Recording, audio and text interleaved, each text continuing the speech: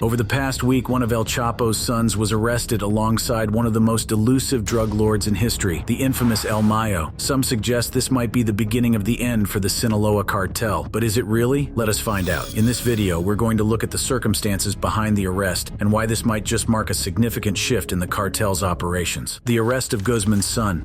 The events leading up to the dramatic capture of Ismael El Mayo Zambada are nothing short of sensational. On a seemingly ordinary Thursday in July 2024, Zambada, a man who had evaded capture for over 4 decades, was taken into custody at a small airport near El Paso. The circumstances surrounding his arrest have been the subject of intense speculation and conflicting reports. Frank Perez, Zambada's lawyer, has provided a shocking account of the events leading to his client's capture. According to Perez, Zambada was not tricked into boarding the plane bound for the United States, as some reports suggested. Instead, Perez claims that Zambada was forcibly kidnapped by Joaquin Guzman Lopez, the 38-year-old son of the infamous Joaquin El Chapo Guzman Loera. Perez's statement paints a harrowing picture of the alleged kidnapping. He asserts that Zambada was ambushed, thrown to the ground, and handcuffed by 6 men in military uniforms, along with Joaquin Guzman Lopez. Zambada's legs were tied, and a black bag was placed over his head. He was then thrown into the back of a pickup truck and taken to a landing strip. There he was forced onto a plane, his legs tied to the seat by Joaquin, and brought to the U.S. against his will. Perez emphasized that the only people on the plane were the pilot, Joaquin Guzman Lopez, and Zambada. This account stands in stark contrast to earlier reports that suggested Zambada had been lured onto the plane under false pretenses. Some sources familiar with the situation claimed that Zambada had been fooled into boarding the aircraft, expecting to inspect clandestine airstrips. Others alleged that the ruse was an elaborate cover story, and that Zambada had secretly surrendered with the promise of being reunited with his son, Vicente Zambada Niebla, who had testified against El Chapo and was believed to be in witness protection. The involvement of Joaquin Guzman Lopez in Zambada's capture adds a layer of betrayal to the story. If Perez's statements are true, Guzman Lopez's actions could be seen as a massive betrayal of Zambada, who had been a longtime partner and ally of his father, El Chapo. This betrayal could potentially earn Guzman Lopez leniency from U.S. authorities, as he hand-delivered one of the most sought-after fugitives on the planet. The effort to capture Zambada was reportedly led by the FBI and Homeland Security investigations. However, the extent of their involvement in orchestrating the flight or the alleged kidnapping remains unclear. Mexican authorities were notably absent from the operation, with officials stating that they were not involved. Rosa Isela Rodriguez, Mexico's security secretary, told reporters that the details of the capture were part of an ongoing investigation and that they were awaiting information from the U.S. government. The capture of Zambada was hailed as a significant victory by U.S. officials. President Biden stated that it would help save American lives, highlighting the importance of Zambada's arrest in the ongoing battle against drug trafficking and organized crime. However, the exact details of how U.S. officials managed to pull off the arrest remain shrouded in rumor and conflicting reports. Ismael El Mayo Zambada is a name that resonates with power and elusiveness in the world of organized crime. Born in 1948, Zambada has been a key figure in the Mexican drug trade for over 4 decades. His rise to prominence began in the 1970s, and he quickly became one of the most influential leaders of the Sinaloa cartel, a multi-billion-dollar empire known for shipping cocaine, methamphetamine, fentanyl, and other illicit drugs around the globe. Zambada's significance in the Sinaloa cartel cannot be overstated. Alongside Joaquin El Chapo Guzman Loera, he co-founded the cartel and played a crucial role in its expansion and operations. Unlike many of his contemporaries, Zambada managed to evade capture for decades, earning a reputation for his cunning and strategic mind. His ability to broker truces and avoid bloodshed in his own backyard, particularly in the Pacific coast state of Sinaloa, contributed to a relatively calm environment in the region, despite ongoing wars against rival cartels in other parts of Mexico. The U.S. government had long sought Zambada's capture, offering a $15 million reward for information leading to his arrest. His elusiveness and the sheer scale of his operations made him a living legend in the drug trade. Zambada's influence extended beyond the cartel's criminal activities. He was known for his ability to navigate the complex web of alliances and power struggles within the organization. Despite his advanced age and reported ill health, Zambada remained a formidable figure. U.S. authorities had previously stated that he suffers from diabetes, and photos released after his capture showed him haggard and scowling at the camera, with dark hair and a mustache. His capture in July 2024 marked a significant moment in the ongoing battle against drug trafficking trafficking, and organized crime. The Sinaloa cartel, under Zambada's leadership, operated as an umbrella organization, covering 4 separate but cooperating criminal groups. This structure allowed the heads of the independent drug trafficking groups to share resources, such as smuggling routes, corrupt contacts, access to illicit chemical suppliers, and money laundering networks without sharing profits or having to answer to a main chain of command. This decentralized approach contributed to the cartel's resilience and adaptability, even in the face of significant law enforcement pressure. Zambada's family has also been deeply involved in the cartel's operations. His son, Vicente Zambada Niebla, known as El Vicentillo, testified against El Chapo during his dramatic 2019 trial, describing the close relationship between the two cartel leaders. Vicente's decision to leave the drug trade and seek a deal with U.S. authorities was blessed by both his father and El Chapo. 2 more of Zambada's sons have faced justice in the U.S., along with his brother Jesus El Rey Zambada, who also testified against El Chapo. Despite the occasional outbursts of violence, such as the 2019 capture of El Chapo's son, Ovidio Guzman Lopez, the Sinaloa cartel has managed to maintain a relative peace in its stronghold. This stability has been attributed to Zambada's strategic leadership and his efforts to broker truces with rival factions. The capture of Ismael El Mayo Zambada has profound implications for the Sinaloa cartel and the broader landscape of the drug trade. As a co-founder and one of the most influential leaders of the cartel, Zambada's arrest marks a significant turning point that could lead to shifts in power dynamics within the organization and beyond. Zambada's leadership style was characterized by his ability to broker truces and maintain relative peace in the Pacific Coast state of Sinaloa. His strategic mind and long-standing influence helped the cartel navigate internal power struggles and fluctuating alliances. With his capture, the cartel faces a potential power vacuum that could lead to increased instability and violence as rival factions vie for control. One of the key figures who could have potentially risen to fill the void left by Zambada is Joaquin Guzman Lopez, the son of Joaquin El Chapo Guzman Loera. Guzman Lopez's involvement in Zambada's capture has already positioned him as a significant player within the cartel. If he manages to leverage his role in delivering Zambada to U.S. authorities, he could gain favor and influence within the organization. However, this is far from certain, as his legal troubles and potential leniency deals with U.S. authorities could complicate his standing within the cartel. The broader impact of Zambada's capture on the drug trade is also significant. The Sinaloa cartel is one of the most powerful and far-reaching criminal organizations in the world, responsible for trafficking vast quantities of drugs into the United States and other countries. Zambada's arrest is a major victory for law enforcement agencies, particularly the FBI and Homeland Security investigations, who played key roles in the operation. However, the capture of a single leader, even one as influential as Zambada, is unlikely to dismantle the Sinaloa cartel entirely. The decentralized structure of the cartel means that other leaders can step in to fill the void, and the organization's operations can continue. The U.S. Drug Enforcement Administration's 2024 National Drug Threat Assessment described the cartel's ability to share resources like smuggling routes, corrupt contacts, and money laundering networks without sharing profits or having to answer to a main chain of command. This structure makes the cartel highly resilient and difficult to dismantle completely. The capture of Zambada could also lead to increased violence as rival factions within the cartel and other criminal organizations attempt to capitalize on the power vacuum. The Sinaloa cartel has a history of internal power struggles and fluctuating alliances, and Zambada's absence could exacerbate these tensions. This potential for increased violence poses a significant challenge for law enforcement agencies in both Mexico and the United States. And as it turns out, history has shown the cartel's tendency to escalate violence after the capture of their leader. The last time one of El Chapo's son was arrested,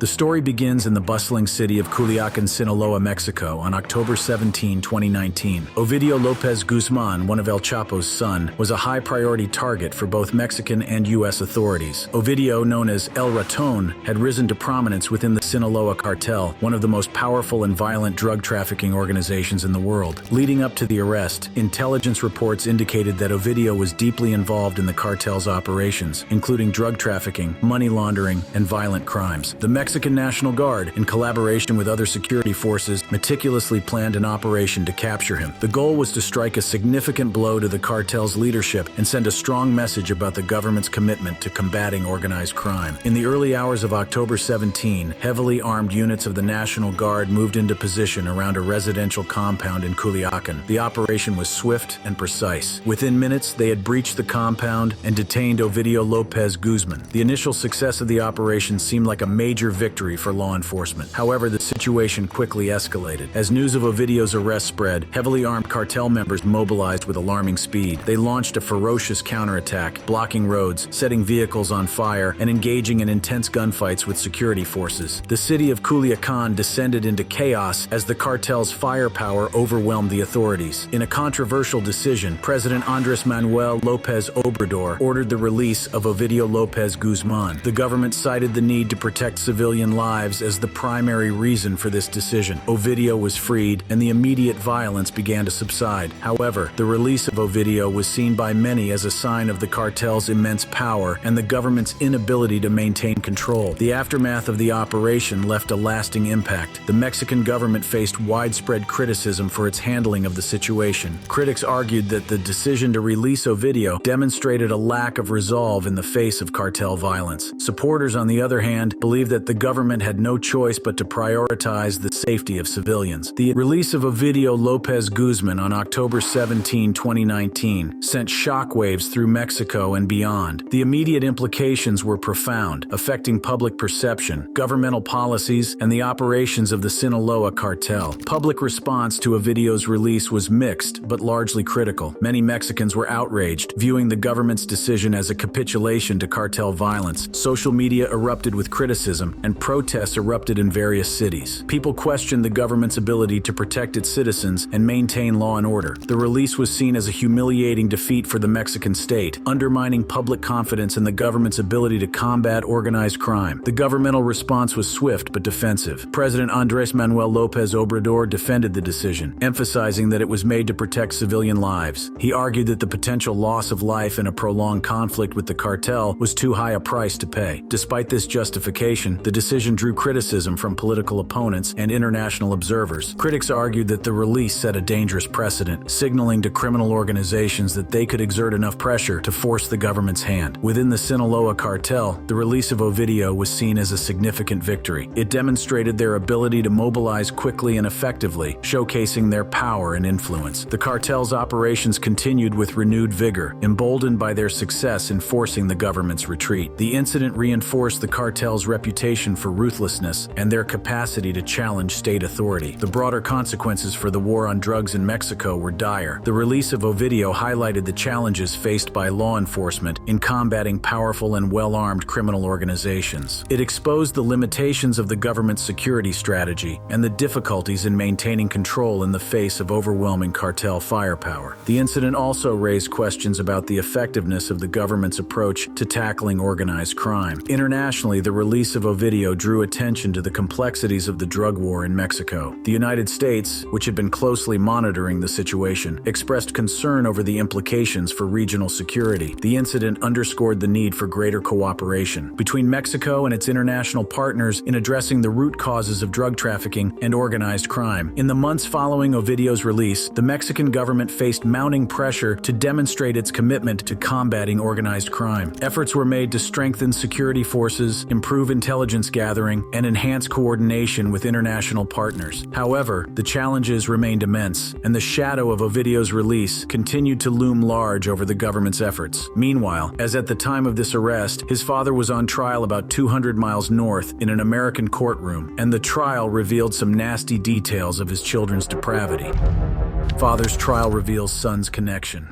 El Chapo's ascent to power was characterized by a combination of cunning, brutality, and strategic alliances. He was known for his ability to evade capture, using an intricate network of tunnels and safe houses to stay one step ahead of law enforcement. His operations spanned continents, with the Sinaloa cartel becoming a major player in the global drug trade, trafficking vast quantities of cocaine, heroin, methamphetamine, and marijuana. Despite his eventual capture and imprisonment, El Chapo's legacy lived on through his sons, known collectively as the Chapitos. Ovidio Guzmán López, Jesus Alfredo Guzmán Salazar, and Ivan Archibaldo Guzmán Salazar inherited not only their father's empire, but also his ruthless approach to maintaining power. The Chapitos quickly established themselves as key figures within the Sinaloa cartel, continuing their father's work with a level of brutality that shocked even seasoned observers of the drug trade. The rise of the Chapitos within the Sinaloa cartel was not without its challenges. The arrest and extradition of El Chapo in 2016 created a power vacuum within the cartel, leading to internal strife and external threats from rival factions. However, the Chapitos proved to be adept at navigating these turbulent waters, using a combination of violence, intimidation, and strategic alliances to consolidate their power. One of the key factors in the Chapitos' rise was their ability to adapt to the changing landscape of the drug trade. While their father had focused primarily on cocaine and marijuana, the Chapitos recognized the growing demand for synthetic drugs, particularly fentanyl.